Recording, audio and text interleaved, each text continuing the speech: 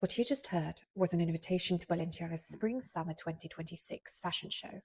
More specifically, it is a recording of the newly appointed creative director Pierpaolo Piccioli's heartbeat sent to guests on a cassette tape together with a player.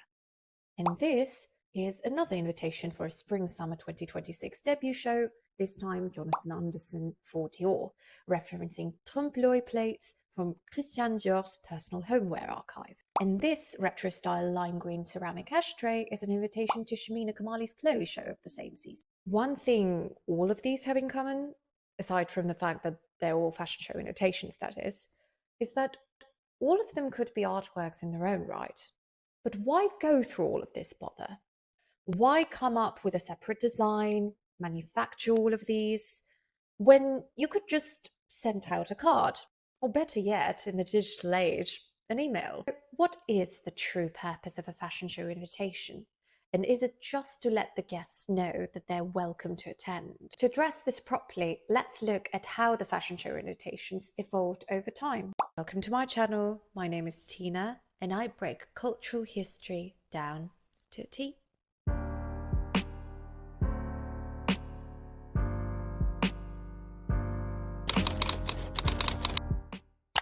For the purposes of this video, I will be primarily focusing on the European fashion history, partially because that's where the contemporary notion of haute couture, as well as the fashion show invitation format, originated from. For the longest time, high-end dressmaking was predominantly the privilege of royalty and nobility. Coronations, weddings, christenings, balls, every occasion had to have an outfit, appropriate both for the wearer's status and the event itself. However, there is another class just as eager to join the party, the bourgeoisie. Even though this class emerged as early as the 1600s, by the 19th century they had grown considerably both in ambition and in wealth, determined to enter the same very circles long reserved for their blue-blooded contemporaries. Wives of industrialists, bankers, as well as women who had a career in their own right, like actresses and ballet dancers, were all just as partial to a statement piece, even if it often cost them a pretty penny. That's because the way one dressed was never just about the aesthetics. It was a way to signal one's taste, wealth, social standing, but most importantly, one's ability to understand the established customs of the world they wished to belong to. Every ball, dinner, reception had its own rules of access, and the invitations served as a sort of a gatekeeping mechanism into this exclusive world. Therefore, it is not at all surprising that the fashion show invitations, as well as the fashion shows themselves, were originally very heavily rooted in the upper-class etiquette. Before the official invitations for the salon shows were introduced, customers would be encouraged to visit by being presented with a carte de la maison, a business card of sorts. This here is an 1860s card for the House of Worth and Bobergh, before it became known as the House of Worth. At the top, we see the name of the house. Beneath it, the phrase, officially warranted suppliers. And then, at the very centre, to Her Majesty the Empress, as well as to the Queen of Sweden and Norway. Since dressmaking was originally sustained by orders from royalty and nobility, couturiers would often heavily rely on patronage for what we would today refer to as marketing purposes. The formal language of these cards reflected reverence towards the elite audience they were addressing, while the royal warrant was an acknowledgement of both national and international prestige. To the aristocracy, it confirmed that a house belonged to their circle. To a bourgeois client, that they could be a step closer to it. Overall, clientele was the core around which the fashion house revolved, but not for long. It was actually Charles Frederick Worth who began to rework a lot of these industry standards. Before him, a client would typically come to a dressmaker with fabric she had purchased herself, a fashion plate from a magazine, or a really vivid description of a gown she had seen while abroad. The dressmaker's role was largely to translate these references into a garment suited to the client's body, budget, social rank, and occasion. Worth reworked this system. He began designing garments in advance and then demonstrating them to clients on live models in salon presentations, a precursor to contemporary fashion shows. His clients selected the desired design and had the garments made to measure, the first ones known in history to have a label with a designer's name attached to them. The age where a dressmaker was simply a skilled worker was coming to an end, making way for the couture's own vision and identity to get the spotlight. And the invitation cards were soon to follow. While the formal tone of the invitation notes remains consistent for the first half of the 20th century, and for some fashion houses even beyond, the 1910s begin to reveal a growing interest in visual creativity, with colourful illustrations gaining a momentum. In fact, many of the invitations of the time resemble magazine illustrations, not least because fashion houses often commission the very artists who work for fashion periodicals, as seen in this beautiful invitation for the House of Paquin. But perhaps the greatest example of a house built almost entirely around the identity of its founder, invitation style included, is Maison Lanvin. The House of Lanvin, widely considered to be the oldest French fashion house still in operation today, was founded in 1889 by Jean-Marie Lanvin. It began, like many houses of the period, not as a couture house, but as a millinery shop, and remained so until a life-changing event. In 1897, Lanvin gives birth to her only child and muse, a daughter named Marguerite, or Marie Blanche, as she became known later in life. Absolutely besotted with her child, Lanvin begins designing clothes for her, and so beautiful are these garments that the mothers of her daughter's friends can't help but want versions for their own girls. As the orders come flooding in, Lanvin expands her business. In 1908, she adds a children's department, and just a year later she joins Chambre syndicale de la couture, the Parisian fashion council, and begins offering women's garments as well, designing outfits for mothers and daughters alike. The reason why I went into so much detail for the background of this particular fashion house is because it's almost impossible to look at their early fashion show invitations and not to notice the consistency of the imagery. The beautiful, stylistically varied illustrations of a woman and child, sometimes in matching silhouettes, at other times the contrast between them is made more obvious, though they are invariably too. In what could be considered one of the early examples of emotional branding in fashion, the message the house sends is clear. Lanvin is not just about couture. It's a bonding experience between a mother and daughter.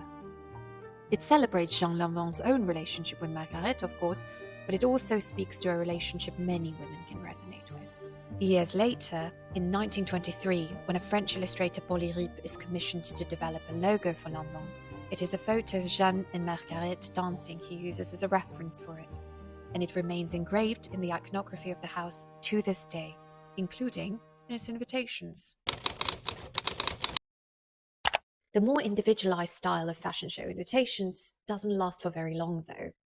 As the 1920s progress, the bright, artistic illustrations are gradually replaced by the formal, almost austere visuals, until becoming an industry standard in the 1930s. Plain both in color and design, these black and white cards featured an occasional handwritten note to add a personalized touch from the designer, and the typography of the logo as the only thing to set them apart.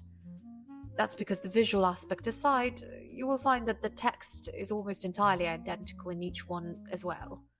Once this more restrained standard takes hold, it lasts for a surprisingly long time. Now, we can only really speculate as to why it became the go-to standard, but the most likely answer is that the fashion industry was already beginning to organize and standardize itself. This becomes all the more obvious when in 1945 the Chambre syndicale rebrands itself into the Chambre syndicale d'Haute Couture, essentially marking an official shift in the public acknowledgement of high fashion. Though staging biennial fashion shows was already an unofficial expectation for the haute couture houses as early as the 1930s and 40s, it wasn't exactly a priority until after the war, when a lot of things were set to change anyway. And by the 1960s and 70s, though the visual of the invitation does not yet transform en masse, it begins to sit inside a very different system. Magazines, television, shared pop cultural references, and the rise of ready-to-wear all shape a new audience for fashion. While the couture houses had extended invitations to international buyers and a select number of press representatives before, by the 1960s, fashion itself is becoming much more visibly mediatized, and women are showing great interest regardless of whether they can actually afford these garments. There is also a more practical pressure behind this shift, primarily the fact that a lot of the fashion houses at the time were going through serious financial difficulties. In order to remain afloat, some of these houses decided to compromise, producing pret-a-porter collections, as well as perfumes and accessories. But by the 1980s, the rebelliousness in the fashion industry reaches a new height. Alongside the established haute couture houses, many of which at this point have been either passed down to heirs or sold to conglomerates, emerges a new generation of disruptive voices. Rebellion is certainly not unique to this generation. The 1960s and 70s had already begun challenging old ideas of elegance, gender, and class. But in the 1980s, we see it taken to a different scale. One might even say that this new generation of designers does not just challenge the traditional houses. In some respects, it even outshines them, not the least because it is so much more reflective of its time.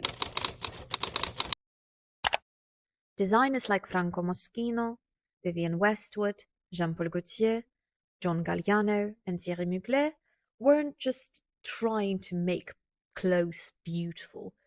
They were turning fashion into the center stage of conversations centered around things like gender, power, consumerism, celebrity, environmental issues, amongst many other topics. The aim now is less about impressing the old money and more about embodying the zeitgeist. One of the brightest stars on this new horizon is undoubtedly Jean-Paul Gaultier.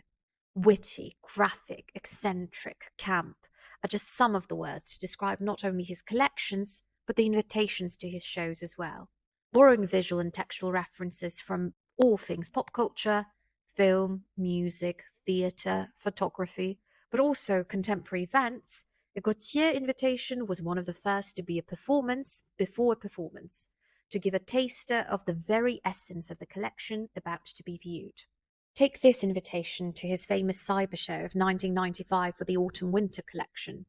Shaped like a circuit board and featuring a bright, dotted image heavily inspired by the artist Victor Vasarely, it serves as a sort of a bold statement about the futuristic and droidal spirit of the collection to come. Featuring references to popular sci-fi works of the time, such as Mad Max, The Terminator, and Tron, as well as being inspired by Gaultier's own work on Luc Besson's The Fifth Element, it makes the invitation in hindsight look more like the first puzzle piece in this sort of an adventure-like experience. Receiving such an invitation is no longer just about being invited to see the clothes. It's about witnessing a once-in-a-lifetime spectacle. With older fashion houses, part of the pleasure was knowing exactly what to expect. With Chanel, you knew you could rely on visual codes like tweed, pearls, camellia flower. With Yves Saint Laurent, you would be met with fine tailoring and an androgynous edge. While Gaultier too has recurring motifs in his works, it is clear that his statement is quite contrary to that of the heritage houses. Timelessness is boring. Long live the moment. Another star of this period is the undoubtedly controversial, though equally influential, John Galliano. He takes it a step further, bringing us closer to the fashion show invitation format with which we opened this video. A fashion show invitation as an art object. It is hard to say definitively as to who originated the art object as a fashion show invitation format, but Galliano was one of the first designers to make it his recurring signature. Keys, treasure maps, playing cards, among other things, feel more like props from the world of the collection, given to a guest as a souvenir. For his spring-summer 1996 collection, for example, Galliano sent out a cardboard box containing a starched scarlet red point shoe. Inside it, a rolled-up sheet music set to a poem by Victor Hugo about a butterfly flying away from a flower despite their mutual love. And the collection is indeed playing with themes of coquettishness and melancholy, with abundant references to the Gaz ballet dancers, among others. This type of an invitation doesn't just serve as a teaser of the performance, but also as an artifact that remains long after the show is over. It really emphasizes the idea that a fashion show is not simply a presentation of clothes, but a total environment of which an invitation is simply a beginning. A slightly later but equally noteworthy visionary is Alexander McQueen. McQueen drew on a variety of influences as well, whether it be historical or contemporary, high art or pop culture among other things, which you can tell from the invitations alone. One of his most noteworthy invitations is perhaps to show The Man Who Knew Too Much, with a poster that is almost identical to one for Alfred Hitchcock's Vertigo.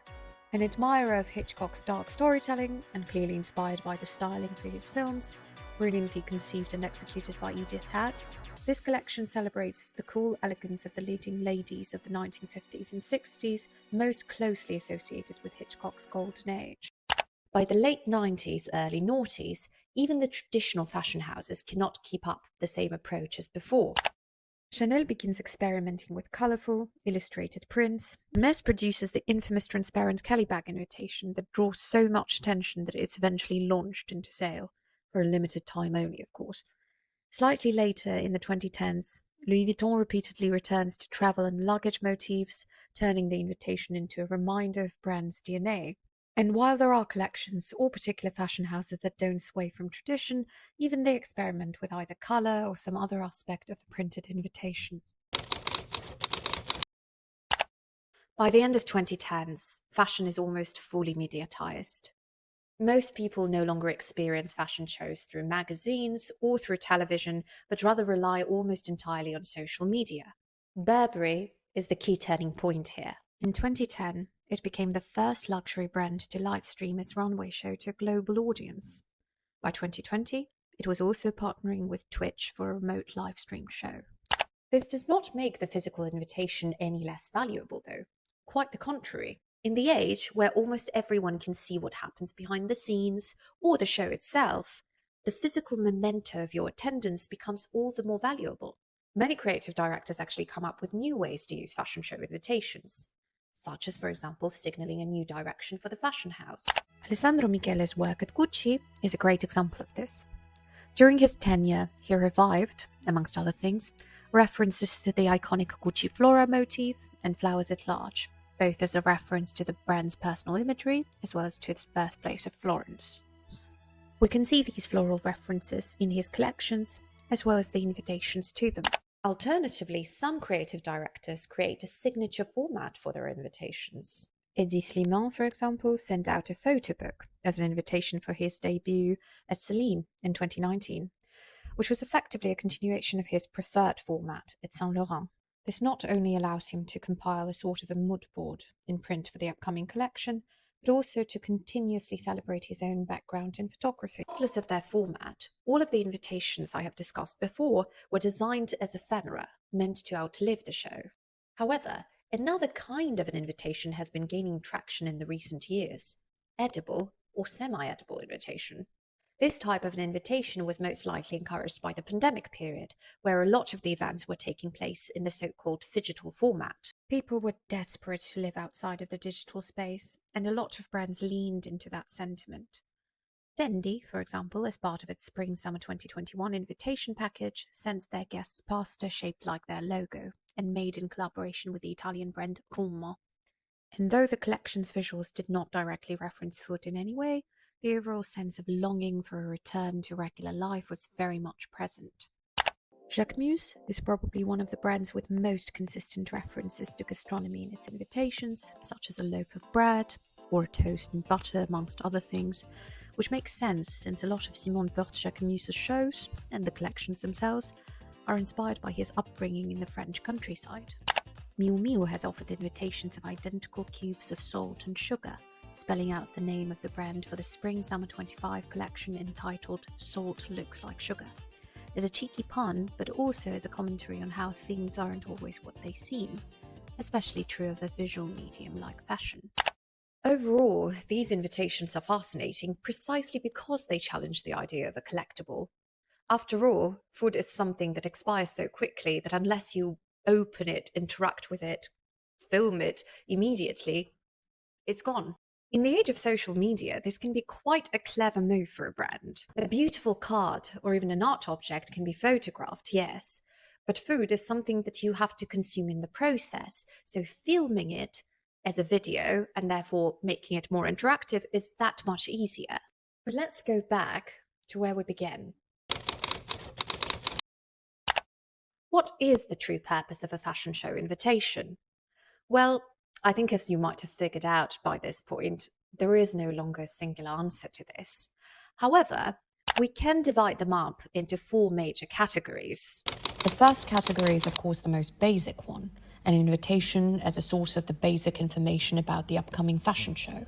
The bare minimum of every invitation, of course, throughout the ages, it has informed the recipient that A, a new seasonal collection is ready to be presented, B, they're welcome to attend, and C, this is where and when the event will take place.